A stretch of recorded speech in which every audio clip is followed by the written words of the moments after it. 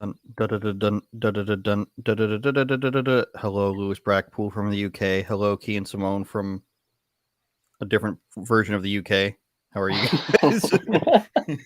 Good day, boys. Good day. Oh man, not suspended on YouTube anymore. Kian, you're back home from the border finally, it looks like. Yeah, 9 days in hell. You want to tell everybody what you're doing there? Yeah, so Sydney Fazard and I were down there in Coots, Alberta, where the border was blocked from, at first was hundreds and hundreds of truckers in protest of the vaccine mandates and all the mandates, to be frank. We went down there on the Sunday at night, and we thought we would be there for about a day. We were there for 9. I was there for 9 straight, and Sid stayed for a few extra days until it was all over. So you can imagine we didn't pack very much. I had one pair of boxers, 2 pairs of socks, and I was just switching out. I had 2 sweaters. So I had one in my trunk, so I was just switching them every day, so it looked like I was changing. It was gross. On a live show with Andrew. Yeah. And we have a special guest who just joined, international superstar Lincoln J. How are you? Yes. What's going on, guys? How are you? Good. Very well. How are still in you? Ottawa? Yeah. You're still in Ottawa? Yeah. Currently sitting beside the Menzoid here. Oh my God, David Menzies. No way. This is a star-studded event now, you guys. Lincoln, this is you just started week 4, did you not? Yeah, I've been on the ground here since the 28th of January.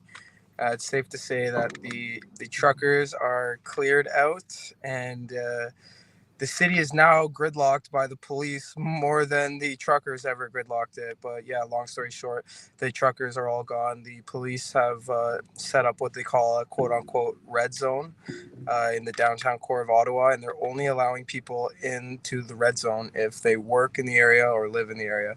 Like, we did a live stream yesterday, David and I, just walking to the corner store at Circle K and walking back, and in that live stream you can see they say, where are you staying? What's your purposes here? We show them the room key to the hotel. It's not good enough. So I didn't even book the room, right? Alexa booked the rooms for us. So Alexa had to send over basically the itinerary, the confirmation number. That wasn't good enough because we didn't have our names on it.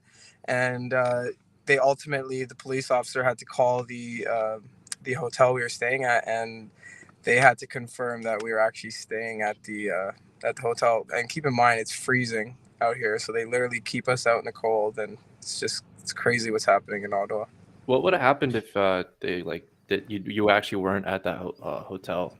Like, would you just get arrested on the spot? Like, say you were just a private citizen or something? Yeah, that's a good question. It's like we're seeing, like, I'm sure you guys have seen, like, there's videos of people getting hassled with big time, just for going for coffee, whatnot. So it's tough to say, honestly. A lot of, there's multiple checkpoints set up around the city, and there's a bunch of double standards with what they're doing. Like, I've gone through no problem with showing my room key on one instance, and then last night, like I said, it was like you had to go through so many loops and hurdles just to get back home, where you're staying.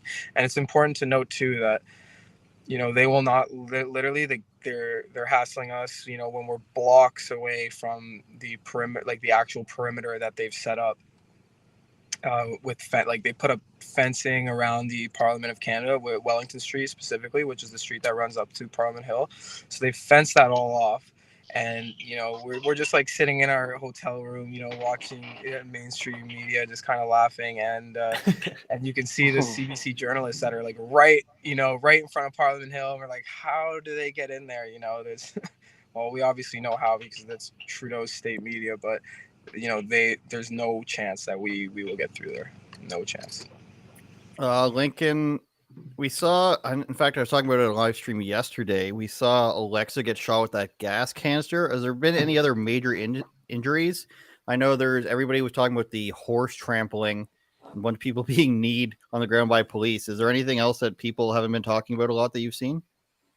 Well, dude, the stuff I've seen firsthand is absolutely nuts. Like, Well, I'm sure you guys have all seen the trampling of the horses coming in. I was seeing that firsthand. Like, I didn't actually. There was just so much going on. I didn't actually see the lady get run over like that. But literally, they were running the horses through like a thick crowd of people. They just did not care. Just like, I think it was 6 or 8 horses just picture a crowd of people, like a large crowd of people, and then they just run horses through the crowd. Like, it's insane. So that's one instance, and people getting pepper sprayed all over. And then, so the second they had pepper spray out the first day, so this happened on Friday where the police enforcement started, and then on Saturday they like stepped it up a notch because I guess they saw what they saw on Friday, and they had these tear gas bombs, and then like you said, Alexa literally got shot point blank with a gun that releases the tear gas canisters, but so many other things too. Like I thought the police weren't using gas. time there was like a block party because everything was fenced off, so people were just protesting where they could, and the crowd got pretty thick. And there, the police moved in, and they were literally shooting like rubber bullets at people's phones, and the phones were going in people's faces, like people that were filming too close, and it's just mental, honestly. Rubber bullets. That's pretty dangerous up close. I know it's supposed to be less than lethal, all that stuff, but still pretty dangerous up close. And everybody I think sees the crowd of people. There's some children there. I mean, I don't know if I even agree with that, but old people too. Are any of these people who are standing there like literally afraid for their lives when, however couple hundred cops show up with batons and start marching through with horses and everything, do you think? Yeah, I just want to reiterate that I didn't actually see the phones getting shot, but I did see a video of the guy getting his, like, I saw the video of it happening. I didn't actually see it personally, but what did you just say? Reiterate the question, sorry. I was just saying, did some of these protesters, Louis Brackpool, that's all I want to say to you. Did some of these people look afraid, or the protesters at the front line, because they're standing there and they're getting pushed and they're getting jabbed with batons and everything and shot with canisters, it turns out. Trampled by horses. Yeah, well, like, you can see on my live stream, I think Mocha clipped it. Literally, someone, like this old man, like he was like pretty close to the front line. I don't know if it was smart for him to be that close because it was like a very intense situation, and you had to be pretty quick on your feet to like avoid getting taken by the police. They were pretty much grabbing who they could when they would move up. And you can see on the stream, Mocha clipped it, literally this guy just drops down, and someone claimed the guy basically dropped down into his arms. He put the guy down, and the guy who I was speaking to, who witnessed it firsthand, said that the guy suffered a stroke or a heart attack, or at least that's what he saw. And I saw the guy on the ground. He had his eyes open, like mouth open. I thought he was dying right there. Like, it was traumatic. I don't know what happened with him afterwards, but I saw him back on his feet, so that was good. But it was just overall, like, unless that's why I thought it was important that I went live, as long as I could, because no one can spin it when you go live. There's no other narrative. You watch the content for yourself. You see what's actually happening, and it totally goes against what the mainstream media is saying. That's for sure. Louis, you got any questions there? Twiddling your mustache? Yeah. How do you feel about everything that's been happening now? Like, I don't know. I think I see it now as it can go one of two ways. It either be Justin Trudeau concedes or the protesters concede. Do you see the protesters conceding or just constantly holding the line and carrying on? What do you think? I think, I think they're going to kind of regroup, maybe figure out their next steps. Like, we just came from a place.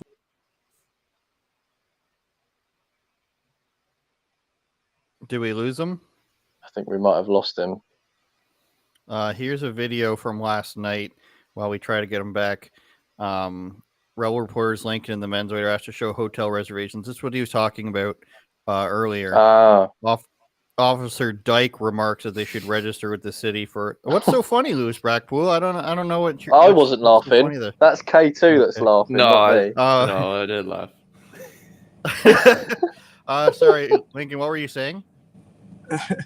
So as far as them regrouping, I don't know, to be honest. It seems like Trudeau is going to keep this Emergencies Act invoked for maybe a couple months, because that I think the government fears that they are going to come back if they don't have it invoked. So I don't know. Mm, It's sparking, like you're seeing what's happening in DC, what's going to be happening in DC. So they're having the truckers convoy there. I think it sparked a revolution for sure. But if I had to bet my money on it, I would say that there's going to be something again, some sort of convoy, some sort of protest along those lines for sure, because they saw how effective it was, and a lot of things happened because of the convoy, and yeah, it gave a lot of Canadians hope. So yeah, short. yeah.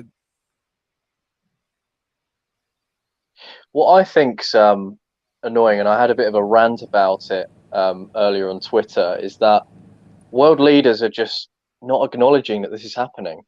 And, you know, give it, if it was like a Black Lives Matter rally, or, you know, any other type of rally that's like that, I think you'll see a different twist from the press and governments. I mean, when BLM happened, at the height of BLM in the UK, the leader of the opposition, Sir Keir Starmer, took the knee straight after, and even police officers. But now, because it's this particular type of rally, you're seeing a different narrative being spun. And on top of that, leaders, Boris Johnson, especially in my government here, there's only like one or two people speaking out about it, and it's through tweets.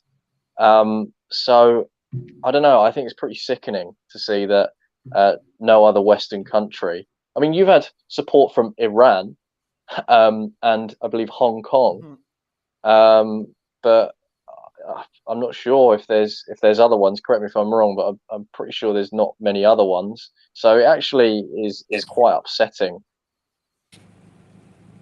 I don't think Ottawa was the biggest thing that's going to happen. Like what Lincoln was saying, that it looks like they're going to be regrouping. I think you're going to see something that's actually countrywide and not just starting in one part of the country and ending in the other. Sure. I think it's gonna get bigger, especially with that emergency act that happened. Like it's gonna bring people out who weren't even out before, and it's too far ahead of the government at this point. In my humble opinion, they're way too far ahead. Kian, I want to ask you, with Jason Kenney doing this, I think he's on what's GB News today or yesterday, talking about Trudeau's bad and all this, and he's not following the science. Do you think people are going to go back to trusting Jason Kenney after this?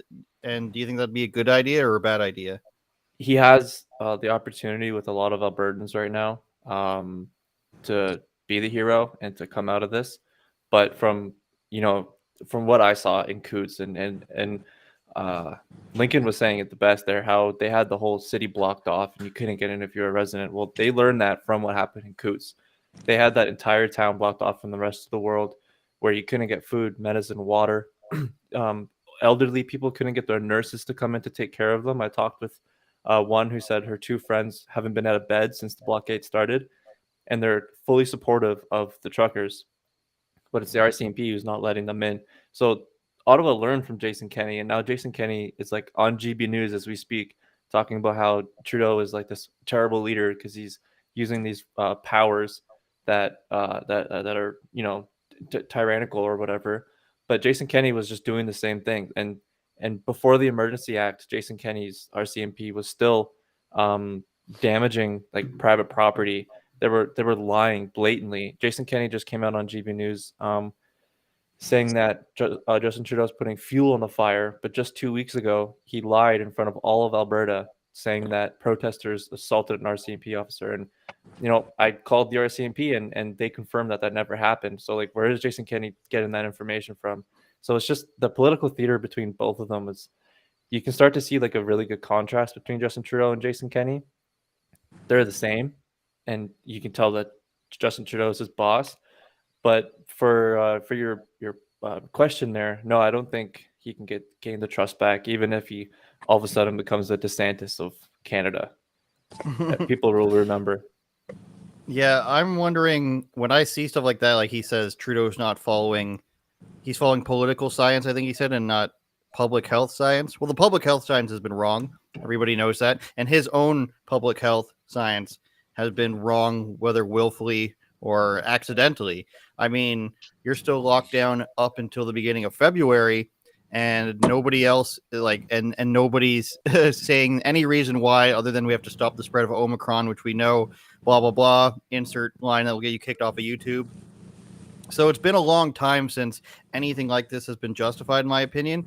I'm, you might call me an extremist in that matter, where I'd say it wasn't justified like after the first 2 months of it, basically. So I don't think anybody should trust Jason Kenney going back.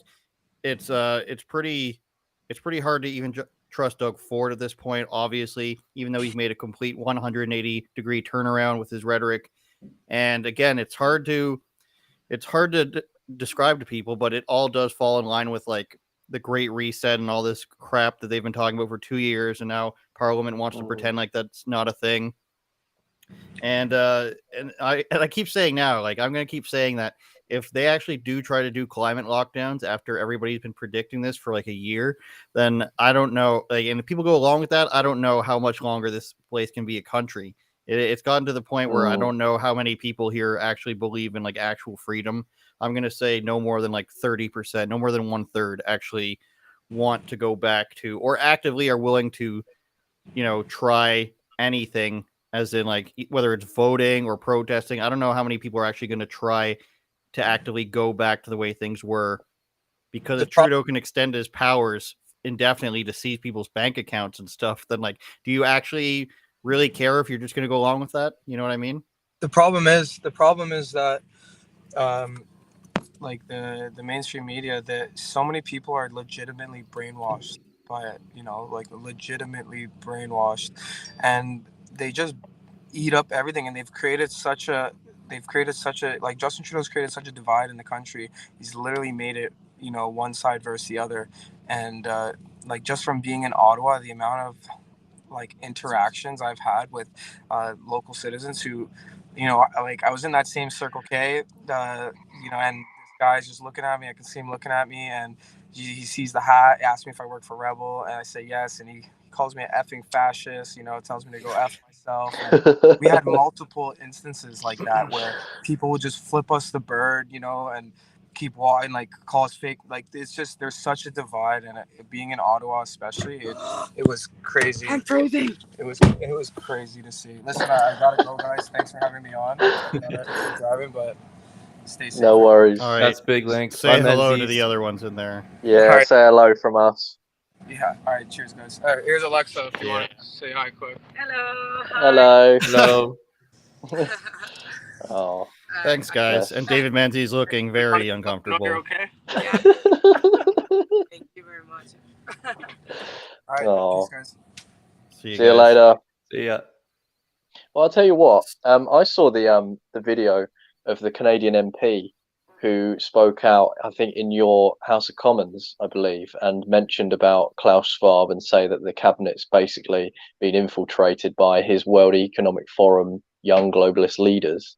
I mean, what's your reaction to all of that? I mean, we haven't even got a single MP that's even mentioned that in our House of Commons, so that's huge, in my view. But what do you guys think? It's pretty funny that they claimed that there was audio troubles. That was the first Yeah. funny part. But then Yeah, somehow the NDP guy heard it and said,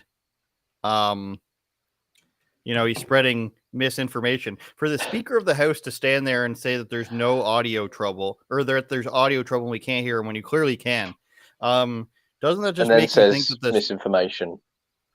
Well, that wasn't the Speaker who said that. Oh yeah, That was an NDP guy. The Speaker, that just makes me think that he doesn't even want this to be spoken of. And why would you not want this to be spoken of? I don't know. Probably because you think it's a conspiracy, or you are a part of it. That's what I think the logical conclusions are. Am I wrong, Kian? Or he just doesn't want to deal with the ramifications of it. Sure. They're lazy, right? I think we give them too much credit that all of them are in on this like big conglomerate of trying to take over the world. They're lazy. That's just it. They're lazy. Yeah. I don't think we should give them so much credit for doing that. It's all compartmentalized. the people at the top, sure, they have their plans and agendas, but the ones on the strings, we give them too much credit. I don't know where I was going with that, but yeah. I mean, who was the MP that spoke out? Colin Carey. He used to be around my area, but I think he's like Windsor or Waterloo or something. An Ontario MP. He's been a Conservative MP for a long time. So he's jumped around, I think. But he framed it. Maybe it was smart of him, but he framed it as, one of my constituents wanted me to ask this question. It's not a question of my own volition. I would never ask this, but yeah. Kian, did that come up on a tinfoil hat? Any World Economic Forum stuff? I'd have to hope that it did. Yeah, just a little bit. I think it was the episode kind of got away from itself because it was at the time when Justin Trudeau was invoking the Emergency Act. So I was just like breaking news on this guy's show. I was like, oh yeah, it's in, and then we would just talk about Justin Trudeau the most. But yeah, it didn't get too much in the World Economic Forum. Oh my goodness, where are we as a society now? I was going to ask Lincoln, so I guess I can ask you. What do you learn from doing this protest coverage for like X amount of weeks? What are you going to write in your autobiography? That this blockade, I learned this. It's about people, about journalism. What are you taking away from that? Well, I think it was journalism. It was such a weird experience going in to Coots as an Albertan, I'm like, these guys are fighting for my freedom. As a Canadian, I see how like terrible it is that they have to go and break the law just to get their voices heard. But as a journalist, going in there and not bringing that side of me in, and I just went in as right in the middle. This is what's happening. This is how it's happening, and then looking at it through as a private citizen from when it was so weird. So I would look at it as a private citizen from when the mainstream media would talk about it while I was inside. And then I would just turn my journalist part brain on and I'd see what's actually happening. And just to see like the contrast of narratives and people would, but even people on the right would take my stuff that I was there doing and then they would twist that to make their agenda as well. So like I really got to see both sides and how both sides are playing this, like one side more than the other wrong, but it was so interesting to see how it actually works, being in the thick of it, because I'm just a camera guy for the most part here at Rebel. I don't do much in front of the camera stuff, so I kind of worry about like the editorial stuff and how videos look and how things are framed, and then in the background I'm like thinking of my own beliefs and my own stuff, and then but as a journalist, sorry, I got too far out of there. As a journalist, it was so cool to see both sides actually playing out in real time, and for such a big story too, that it actually I was there shaping the minds of people with the truth. Like I was actually, it was all in my hands for such a long time, and the actual narrative for over 25 million people on my personal page who are watching. So just imagine where people are going into Rebels page. Just imagine for all the people stealing my stuff, and then just imagine for all the people who are twisting it on mainstream media. Like how many people were actually watching that was all in my hands. So it was cool to see how it spread out and how it like branched into so many narratives and so many ideas and so many like, oh, this is what's happening there. This is what's gonna happen. And it was just the weirdest experience I've ever had in my entire life. The video stealers. We're gonna have a day on the video stealers one day, where we all coordinate the stealing videos from like one person or two people. What you're talking about, the stuff about both sides crafting their own narrative. I don't know if you guys saw this Avi Yemini video, because I know we all know the kind of like the bad faith anti-lockdown people here, and we're all quite familiar with them, how they just sort of like, oh, this is what's going to happen. I stopped the lockdown X, Y, and Z. But in Australia, I didn't really know that was like, obviously there's going to be those characters, but did you guys see this video from Avi? And I'll just play it over top here, where he goes to this encampment and Canberra, I think. Yeah, he interviews a woman. I'm trying to find it. So he interviews a woman at night outside of her trailer. This is him interviewing this woman here. And he has a nice cordial conversation out of it. So I guess their version of the trucker protest is like a camper protest very Australian, I have to say. If there's a version, Mm. you knew it had to be different in a little bit of a way, but theirs is a camper protest. So he has this conversation with this woman, and it all seemingly goes swimmingly. And then the next day, these guys come up to him and say that he harassed her. Like, and there she is, and now she's crying, saying that he scared her and that he banged on her window and or on her. Yeah, you guys should go watch this video. If you go to rebelnews.com, then go to latest Australia, you can find this video. So they came and she's crying, and they claim that if you go back to the beginning, that he banged on her door and he intimidated her. So this guy and another guy, a bald guy somewhere, and this guy too, come up to Avi and they start giving him shit, basically saying like, you're intimidating people here and we want you out, Avi. This guy's who I was talking about. And it turned into a whole national news story where they started chanting Avi out, and they started using this talking point of Avi out. Like, even the protesters don't want Avi Mini. So what ended up, and there she is, no like issues here. And then the next day she's like, I was crying, you frightened me. And so he ended up releasing this video showing how they were basically like not telling the truth, I guess. And then his next video, back to his page here, is actually the guy there in the sunglasses. Yes, he sent him a voice note, didn't he? He left him threatening voicemail.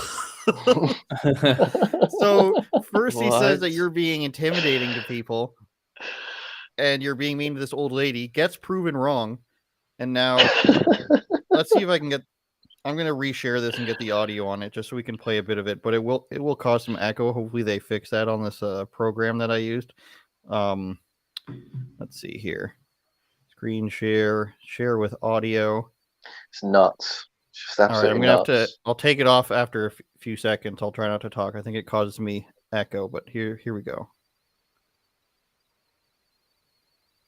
G'day, Avi, you f***wit. It's Johnny Q from Freedom Camp. I've just seen the video you made last night. I can't wait to see you in person. I love Australians. I want to start by first thanking each and every one of you for the overwhelming support since my last report about what really happened at Camp Freedom in Canberra.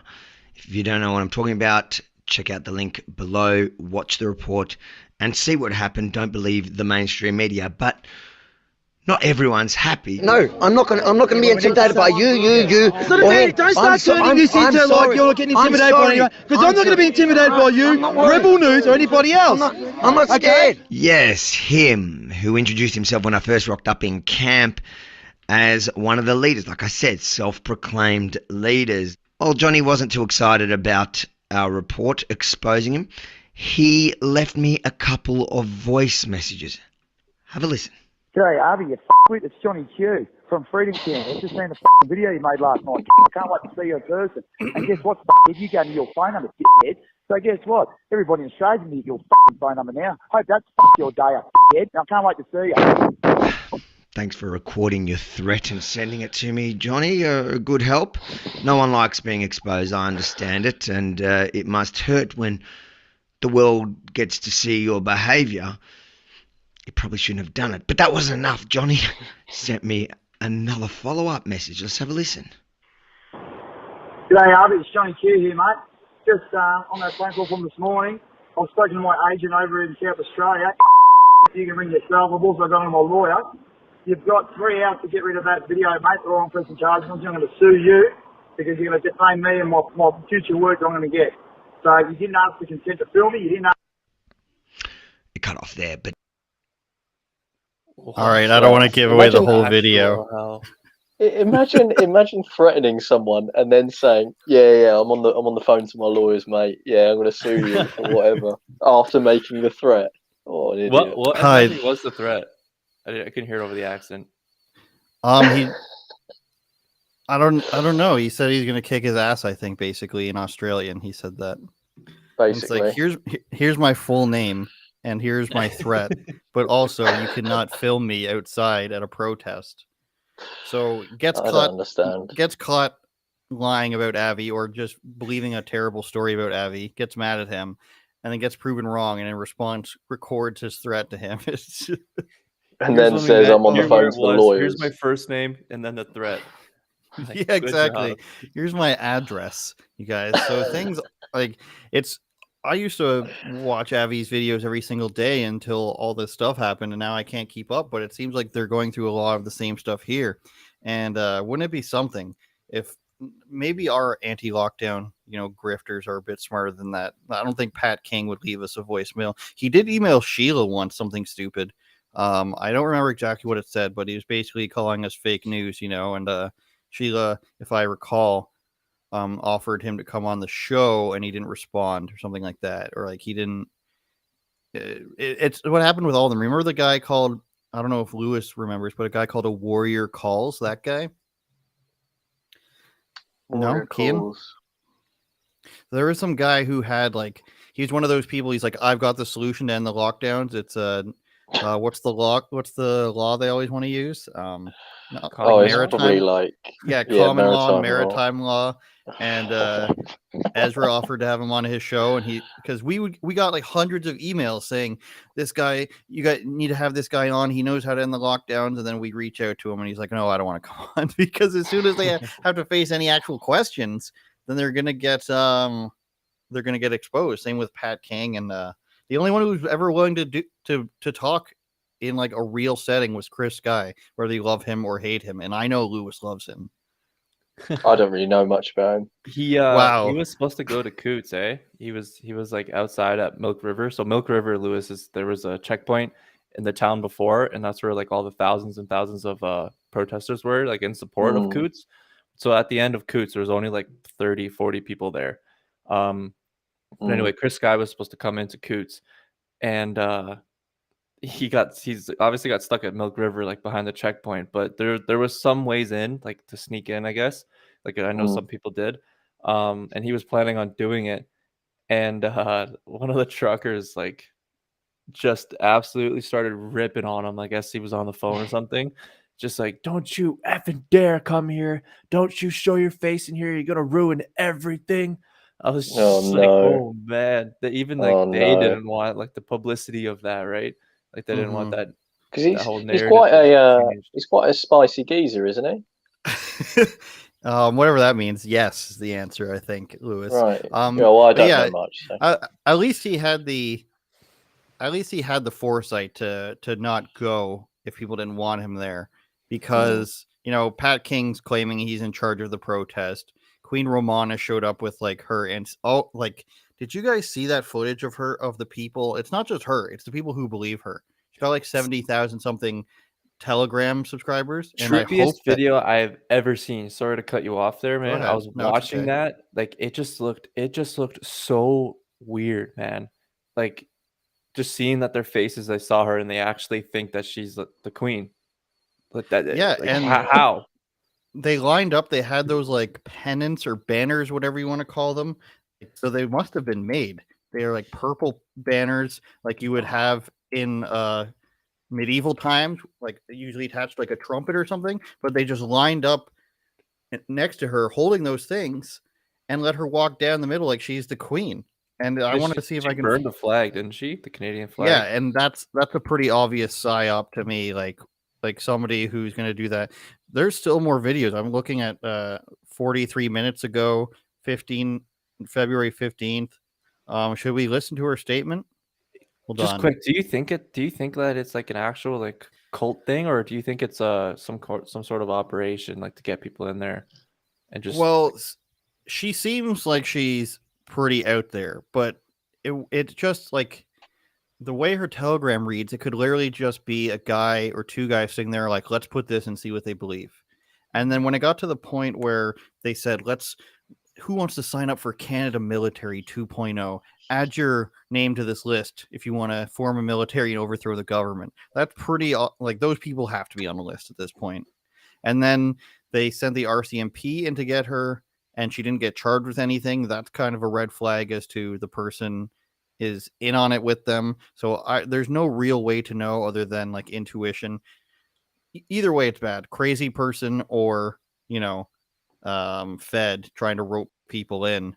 So I don't know what to. I don't know how to answer that aside from I hope the vast majority of people in her Telegram are doing it as a joke, as I was until I got kicked out because they they were claiming that when there was a shortage of, I think it was hay or something in some states in the US, that they were going to they were getting together with other ranchers and making sure people had hay and farming equipment and stuff like that, and they were going to ship it out across North America somehow.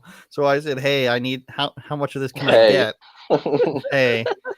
And then somebody messaged me and said, please let me know how much you need and we're going to be sure to go get it to you. And I was like, how are you going to do this? And like, I started asking basic questions, like how much does it cost? And one of the questions I said, like, how much does this cost? And then they said, we don't know yet. And I said, shouldn't the queen be providing free things to her subjects? And that's when they kicked me out, when I started to like mock like the royalty of it all. Let's see if we can't she's got a statement apparently. I got to reshare this with the audio, and then we'll get Queen Romana's latest statement from the throne, I'd imagine. Please Fellow comment. Canadians, Sorry. I address you today as your Queen, Commander-in-Chief, and Head of Government. This message is for President Vladimir Putin of Russia. I am rejecting Ukraine's application to join NATO and officially welcoming Russia to NATO alliance. God bless and peace and prosperity on earth. My fellow Canadians.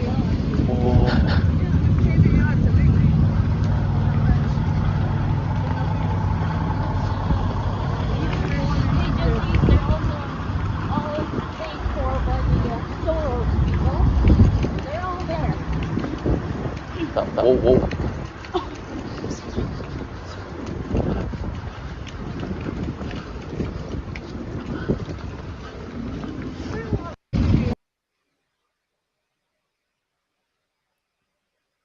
You're muted.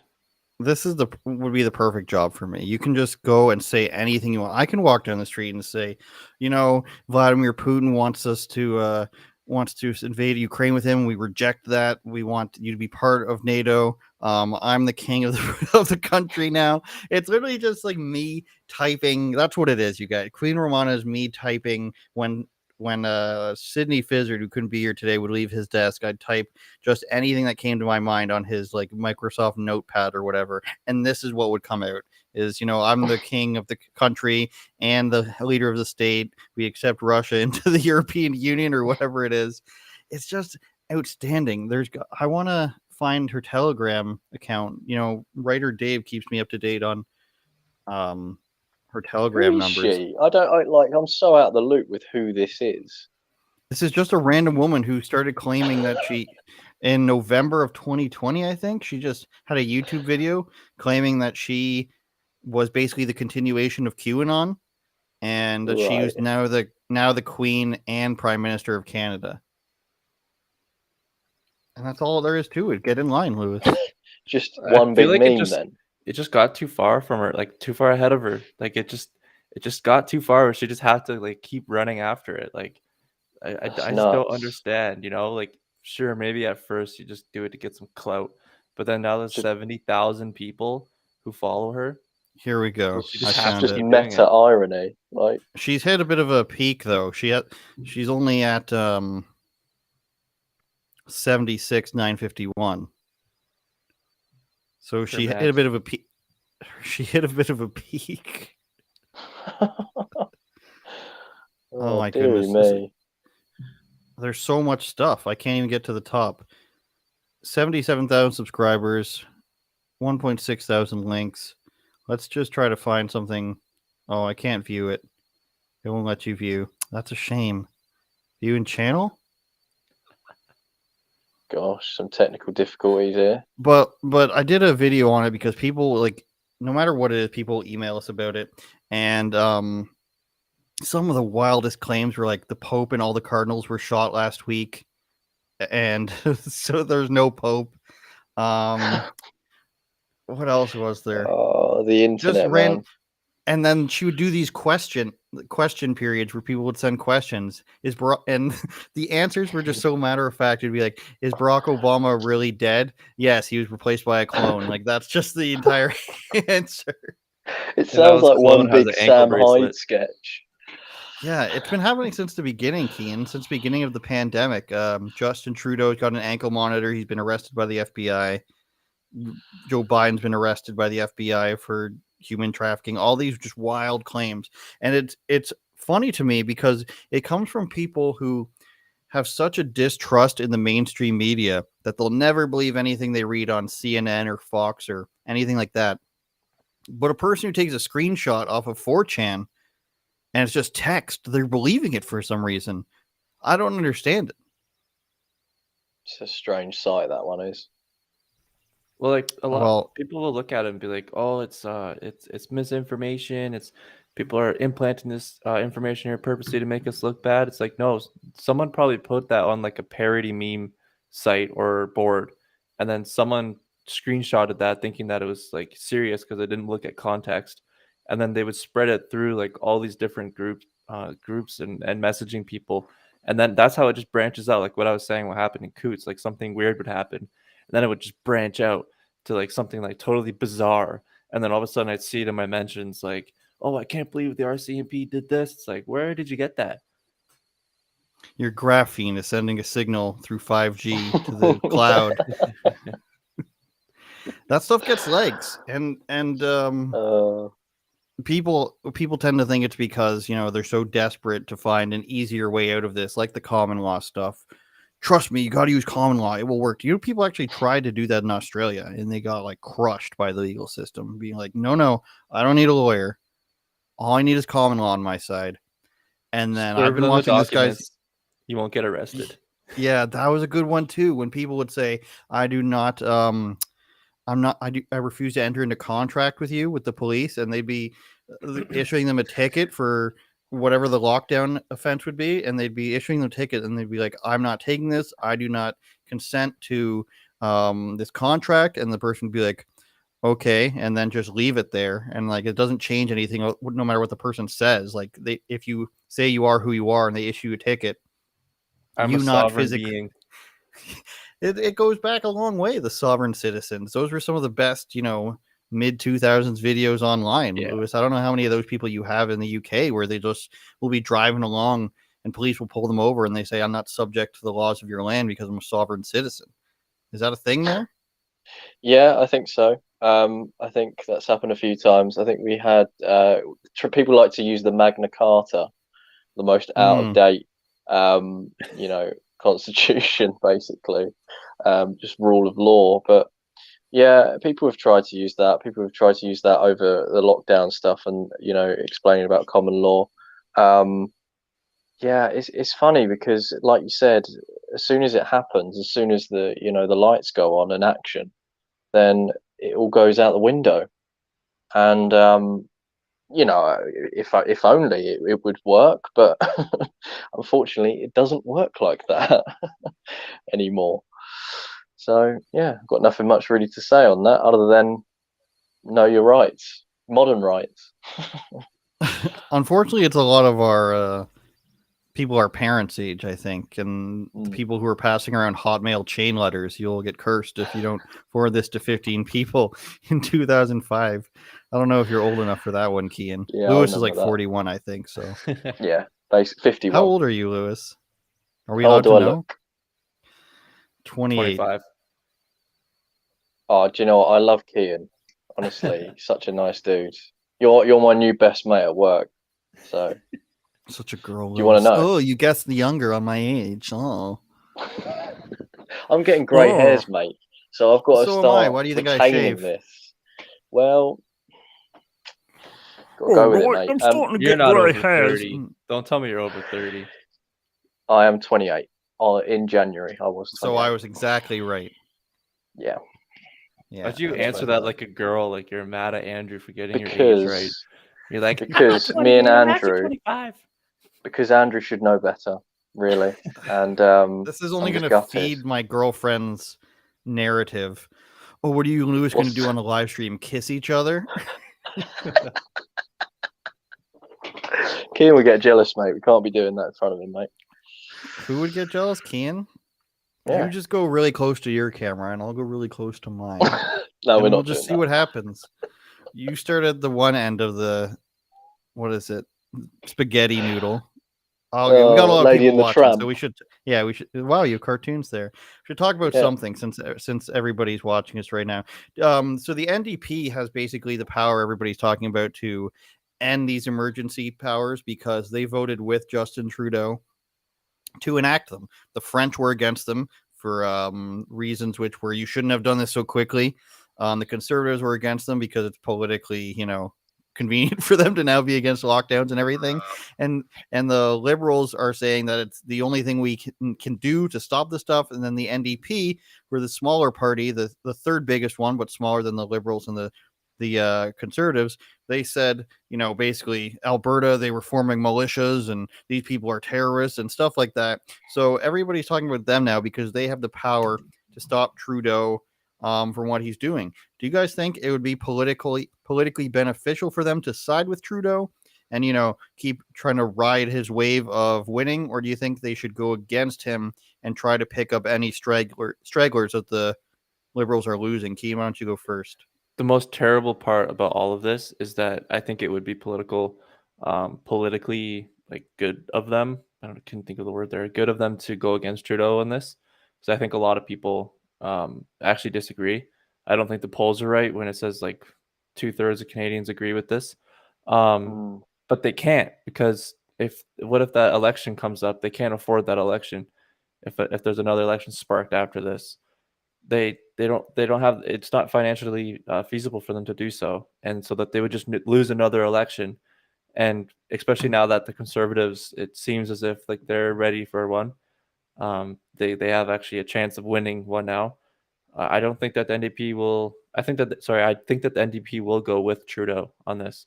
Ezra always says that NDP used to be so anti big pharma for so long, and that was like the whole the far left thing, right? Like get rid of big pharma, no GMOs, all this stuff like that. And then now that they're just like, yeah, get vaccinated or die, So they flip flopped on so much, especially at the top level with Jagmeet saying that I think that he will go with them and the MPs to follow. Lewis, what did you say about a far left party that is no longer standing for what leftists stand for, and now they're going up against literal tyranny? I think it's safe to say now. And do you think they're going to go with it? Do you think they should go against it? I don't know. I think politics is losing a lot of integrity. I think it's lost it for quite a while. So I think if I was in their shoes, for them, the smartest thing to do would be to side with Trudeau in their sense. Do I think that's right? No, absolutely not. But we're dealing with people who want to play the game essentially, and they want to try and stay on the stage, if you will. So that leads me to think that integrity, voting for integrity, and being a person with right moral values, and just being true to yourself, that's slowly slipping out the window now. And from an outsider, it's hard to say, really, because I'm not totally clued up with Canadian politics. But if what you're saying, a far left party is basically trying to stay on the stage, essentially, is that what you basically said? Well, yeah, they're traditionally pretty far left. They're like stone's throw away from being communist. I'm sure most of them would call themselves Democrats, socialists, and what they're up against is Trudeau making his power indefinite over the working class of people who he's already demonized, which is it's basically the Squad for Canada, but an entire party. The far left don't care about the working class, mate. They don't care about the working class. They never have done. It's just a virtue. I disagree. I think these small parties have surprised us the last few bit, like especially with the Green Party, like the last debates. Like she was based, right? It was like weird. they're surprising, and I think that the liberals are lying about all this like whole woke culture diversity crap, right? Not that diversity is crap, but like the way that they push it on everybody, it's like so hard, right? But I think the NDP is serious about it. I think that they actually like their intentions are real about it. I believe, but the liberals aren't. So I think that this could actually cause a divide between them, where the NDP can actually be like, okay, like that's actually what you believe. You're not doing this for some power struggle. You're not doing this to be racist towards white people, right? Like that weird concept that is like thrown around now. I think that the liberals are faking it, this whole thing, and I think that the NDP are real about it, even though that who can agree, or who can't agree, like if you disagree or whatever. I think that the NDP are legit about what they believe, and that the liberals aren't.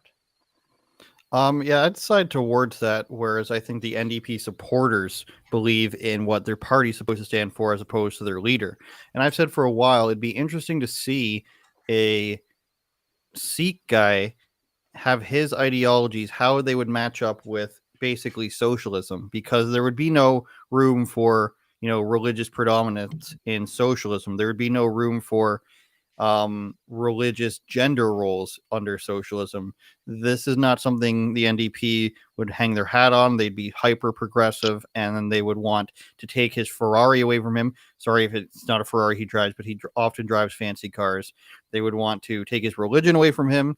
They would not want his wife to be, a traditional, like have these traditional beliefs in their gender roles, or anybody else. So do I think that he believes that stuff? No, I don't. I think he's a playboy that goes where the wind blows, a kite flyer, I've been saying recently. But do the people who vote for him, the students? Yes, they do. But I think they're wrong, obviously. But I think the students that I've interviewed before that vote for NDP, it's because they want, equity and all these bad ideas they've been taught. Whereas I agree with you on the liberals, they're just, I equate them to the crooked Democrats, the Hillarys, the Kamala Harrises, and the Nancy Pelosi. Whereas they're just doing whatever they can to stay in power and keep their checks rolling in. They don't really believe in anything. They don't really care about their country. They're to that globalist multinational point where as long as I can have my connections all over the world and get speaking fees, that's what we're going to do. And right now, Chrystia Freeland and Justin Trudeau are thinking, how can we stop our enemies from taking us down? Freeze their bank accounts, call them racist and Nazis, kick them out of cities where we don't want to with these emergency powers, force tow truck drivers to do our bidding, all that sort of stuff, where it's just like, let's do whatever we can to keep our power. Well, that's right there. It's exactly what you just said. So Justin Trudeau, you'll never hear it out of his mouth that he wants this to be a communist country. You'll never hear it out of his mouth that this is like he's pushing us towards like some Marxist state, right? But you will hear that out of NDP where they're like, yeah, let's be communist. Let's do this. Let's do that. Like, at least they're telling you the truth of what they want to do. And Sheila says this all the time. And out here in Alberta, we had Rachel Notley, she was terrible. She was NDP leader of Alberta, which I don't know how the hell she got in. I wasn't really into politics back then. But she always told you what she was going to do. She didn't necessarily lie all the time. Like, she was like, yeah, this is what we're going to do. And then you have like people like Justin Trudeau who just constantly lie to you, gaslight you, call you names, and then actually push you towards some literal tyranny when Jagmeet Singh could come in here and say like, yeah, this is what we're going to do. And he'd do it. At least you'd know. So you know what you're voting for. 100. Okay, I want to read some chats from people before we go. If you're new to the channel, please subscribe. I live stream every single Sunday. And since today's Family Day in Canada, is it a holiday there, Lewis? No. Whatever, dude. You guys don't love your family, okay? Or your president, because it's President's Day in the U.S. So some comments from Getter. Yeah. Don't anger Daddy Schwab, says Dylan, or Dylan Real. Esther Mermaid said, thank you for being on. Holly Wog said, I hope they turn on Jag from the World Economic Forum and police trample people. I couldn't read the rest of that. Info is the virus. You got a super chat if you're on YouTube, because Getter, is a budding platform, and if you want us to read it, you're gonna have to super chat on YouTube. So too bad. Convoyreports.com is where you can get all of Lincoln and Kian's videos from the recent protests and also any articles from the great Ian Miles Chong pertaining that. If you go over here to my show, you can also watch my latest episode with Caitlin Bennett, the paid version, which has an extra segment, or the free version with ads. So obviously you want to pay for it, you guys. Lewis Brackpool, his latest, shut up, Lewis. His latest video is you want to tell people what your latest video is about here? And we'll play it over to you a bit. How spicy can I get? As spicy How as you spicy want. can I get? Yeah, it's basically me reading a load of heart attack articles, which are absolute nonsense. And we know why people are having these heart attacks. It's just, people are the media just want to conflate it to someone else or something else. And I basically just go through them and find the worst ones. And yeah, like this one's fake because there was a few that were sent to me that were fake. Like concerns grow over link between sex toys and heart attacks. And I just go through, and there's some really silly ones like they're expecting 300,000 Brits to have heart problems due to post-pandemic stress disorder, whatever that means. Obviously, some great science. Yeah, some great science. Skipping breakfast is another one. How the weather is harming your health, from heart attacks to strokes to gout.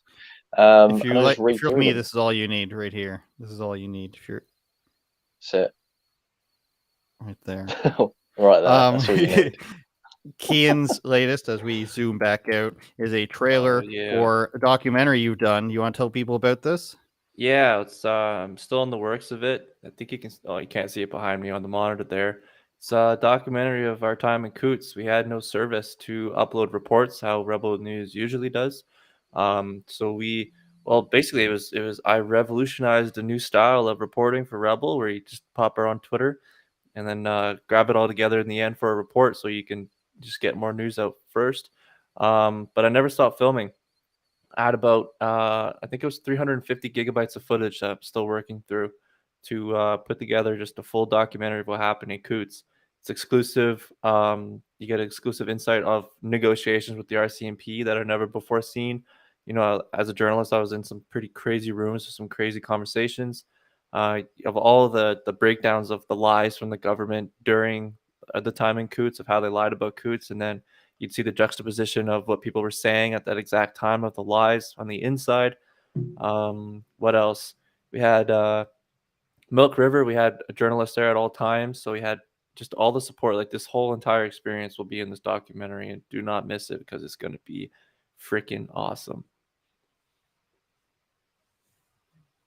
Well, I know we've got Rebel News Plus now. We've got documentaries. So these are all the shows now. We've got Misunderstood, Lewis's favorite show. And then we've got documentaries now that we're going to be putting out more of. You guys can pardon my shill, but that's a good podcast name, Lewis. Pardon my shill.